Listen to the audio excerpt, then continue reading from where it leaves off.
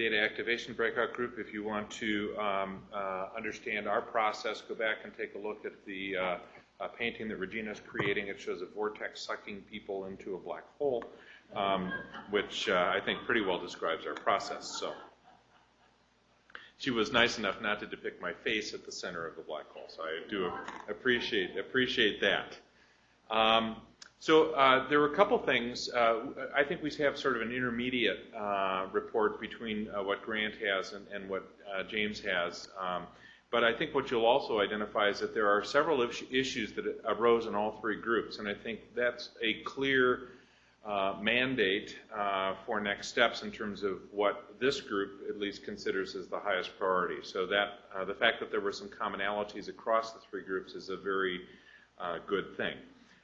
The first thing that we wanted to state at the outset was that our group determined that education and stakeholder engagement are cross-cutting issues. And so while there are going to be several outcomes talked about, inherent in each of these is an appreciation of what educational activities are needed related to the outcome and engagement with relevant stakeholders that are important for that particular outcome. So that will not be articulated on every following slide, but I want you to keep that in mind as we go through. So the first outcome that we looked at was the risk algorithms and sharing. And the thing that we thought would be most important there would be to take develop an inventory of risk models and see which of those are not currently incorporating family history, where family history may in fact be able to contribute something, and identify those where we could perhaps develop the information and evidence to say we think this risk model could be improved through the use through the addition of family history. And I should mention that we went through the group process to identify the outcomes. We had everybody contribute specific ideas. We went through a voting process. And then what we did at the end was to break into small groups, each small group taking one of the outcomes and articulating what we thought were actions related to that outcome. We did not tie these actions to a specific entity or to a timeline, other than the fact that all of these we winnowed out the things that we did not think could be accomplished within 2 years. For instance, a suggestion that we all agreed with, which was to go to a single payer system in the United States. Great, but probably not achievable within a 2-year time frame.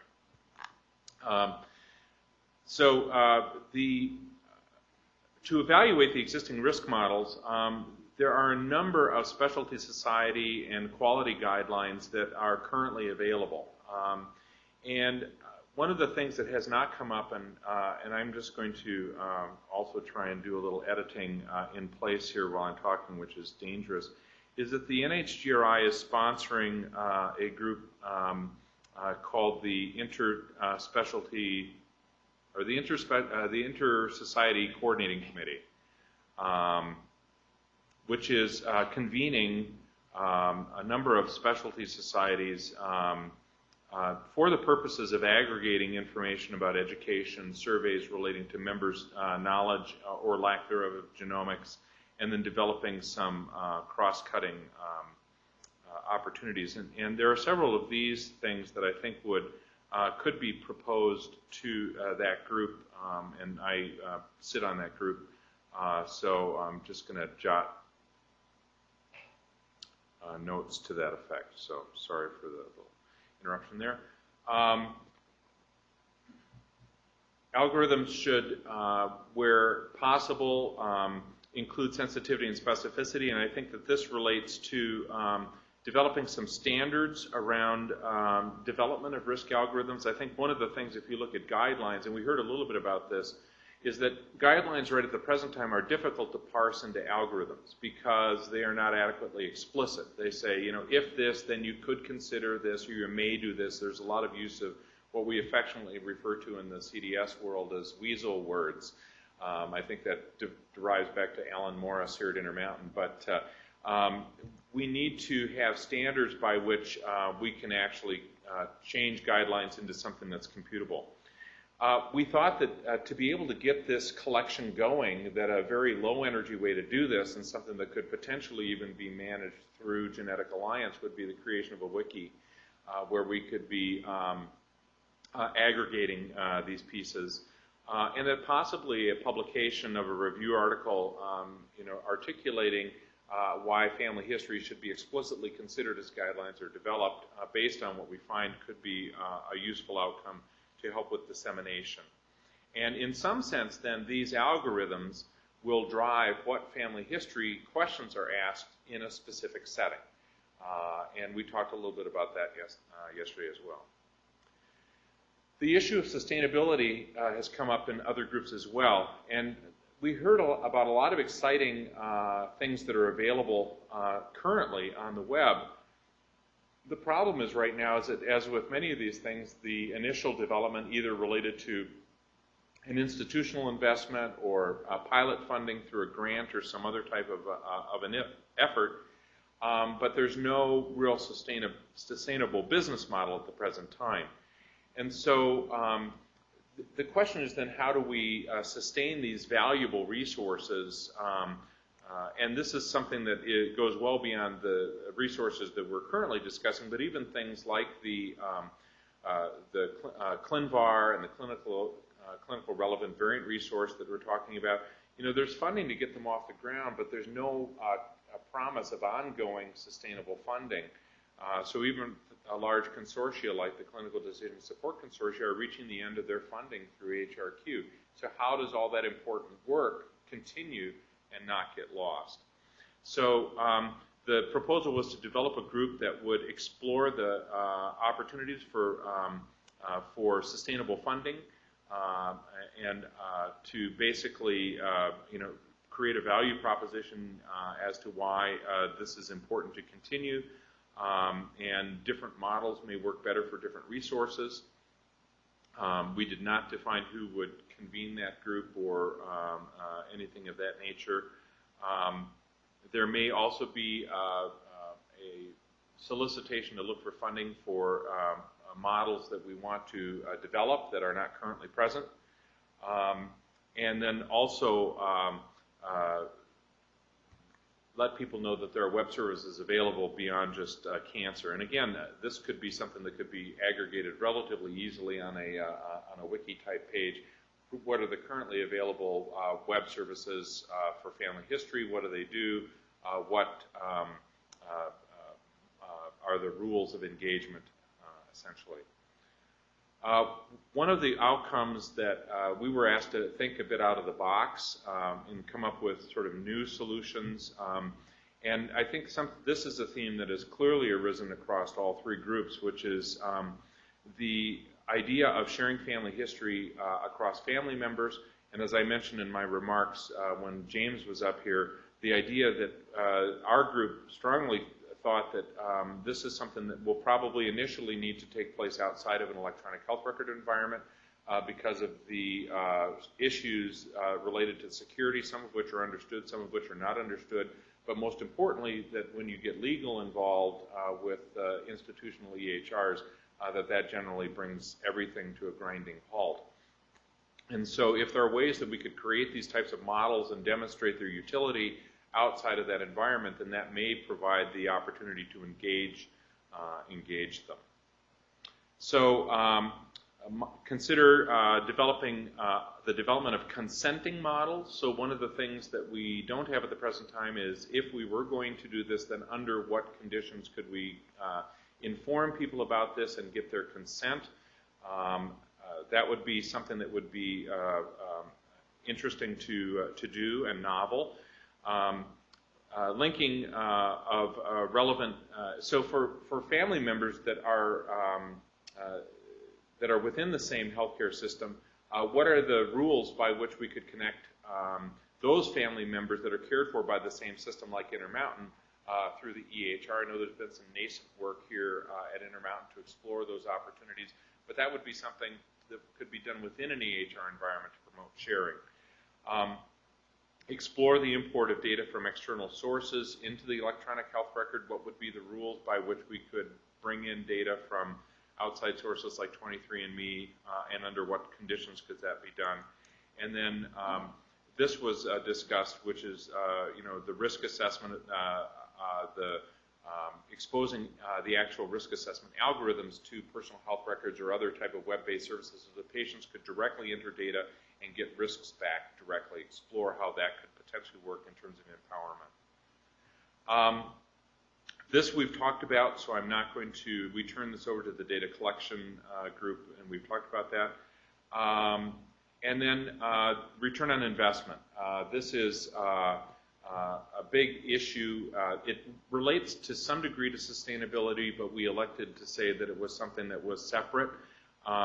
We need to find out what is important to measure and how to measure it, and we need to look for short-term return on investment, not just long-term. And so the suggestions there were to inventory what groups are currently using to measure ROI and to see if any of them might be relevant to what we're talking about, to convene stakeholders to define what is important for return on investment, and depending on the model that we're investigating, different stakeholders would need to be brought together. We think it's possible that there may be commonalities that all could agree to as being something important. And if we can identify those commonalities, then develop some measurement tools around those areas and try and prioritize measurements that would allow for short-term return on investment. Evaluation metrics, identify existing and new quality metrics. There are a lot of metrics that are out there. So this first step was to develop a pool of existing measures, including measures from a diverse group of stakeholders, and then to begin to use those to develop instruments and validate them. There's one other item that came out in the group that wasn't represented in the slides. We pushed that, and that was the issue around guidelines related to conflicts of interest and transparency. And that's something that Sharon kindly accepted into the ACTG work relating to trusted resources and expanding their scope beyond analysis of web-based resources to guidelines. And Sharon also serves on the Institute of Medicine committee that is investigating and promoting the measures to how do you get a trustworthy guideline. So this type of work would also be relevant. Sharon. So I just realized for these, and actually for several others that were mentioned, I just should clarify a tool that we have, and actually James and I said we really should have demoed it last night. We were so interested in making sure we got everybody else's demos up, we didn't do our own demo. So Registries for All, that we've worked on for about 6 years, actually has in it individual-based privacy, sharing, and data access settings. And you set them very granularly. So you can set them to not share your mental health information, but to share your orthopedic data. You can set them so that all NIH-funded scientists can have your data, but industry can't. You can have it so industry does and NIH doesn't. So on. Down to the nth degree, every single data element has a sharing preference with it. The data is kept in 2 separate databases. One is the identifiable elements, the other is the data itself, and a key talks between the two. It's contextual. You can change it over time. So you might, when your children are born, protect their information very much. But when they're diagnosed with autism at age 3, you may decide to share it in a research protocol. So a lot of the kind of technology pieces that we keep talking about in terms of consenting, and we've also decided that consent is an interesting paradigm in the research enterprise. When you start to mix clinical and research, consent gets burdened and weighed down and can't manage what it needs to manage, and it's really fair information practice principles. If you look those up, their transparency and their notification and consent, and they fit much better. And this thing also adjudicates all 50 state laws because every state is different, and also allows guides to give the individuals the kinds of information that they need in a community, whether it's Native Americans, whether it's people with cancer, whatever. So the technology, and I'm not saying that this is the solution for everyone, but that this technology exists, it works really well. You can go to all.org and play with it. It's live. We have thousands of people in there already. We have projects with various groups.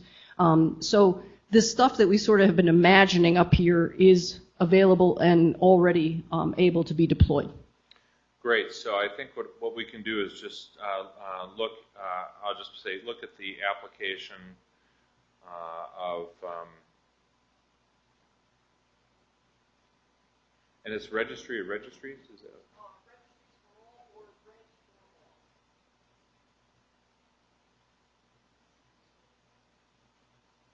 So, okay, so basically that will shortcut that one, which is we've got some existing models that could be looked at specifically for the family history to say what works and what may need to be added to that. Lori? Hi, I just wanted to ask about HL7. So I think it came up in all three of our groups, and it's probably more relevant to the data collection piece or the data connection piece. But when we were programming our tool to be HL7 compliant, one of the things that came up is there's information that risk algorithms ask for that HL7 doesn't allow you to code for. And I think, so across these three groups, we need to probably make HL7 capable of coding all the relevant data, not just the family history, because there's personal information that you need to have access to for many of those algorithms. Okay. So I can comment on that. So we have jury-rigged the HL7 message to carry all the appropriate information. There are ways around HL7 where it still is valid. If anybody has the fortitude to spend 2 years getting it through the HL7 approval process, somebody should take it on. But oh, absolutely, happy to do that. It already is. So it's in our implementation guide. You can see how we've done it, and you can tell us what else you might want to add, and we can show you how to add it and still keep the message valid.